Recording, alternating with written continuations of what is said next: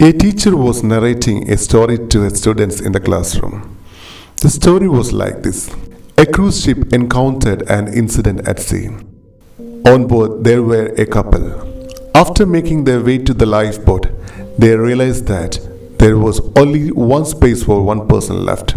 At that moment, the man pushed the woman behind and jumped into the lifeboat himself. The lady stood on the sinking ship and shouted one sentence to her husband. The teacher stopped and asked, "What do you think?" she shouted.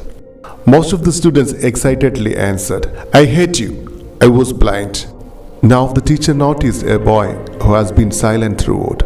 She asked him to answer, and he replied, "Teacher, I believe that she would have shouted, 'Take care of our child.'" The teacher was surprised and asked, "Have you heard this story before?" The boy shook his head.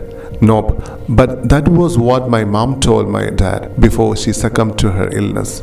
The teacher lamented. "The answer is correct. The cruise sunk, and the man went home and brought up their daughter single-handedly." Many years later, after the man's passing, their daughter found his diary while tidying his belongings. It turns out that when the parents went onto the cruise ship, the mother was already diagnosed with a terminal illness. At the critical moment, the father rushed to the only chance of survival. He wrote in his diary, "How I wish to sink in the bottom of the ocean with you. But for the sake of our daughter, I can only let you rest forever below the sea alone." The story concluded. The class was silent. Teacher knew that the students had understood the moral of the story. There are realms of good and evil in the world. There are many complications that are hard to understand. This is why we should never solely focus on the surface and judge others without first seeing to understand them.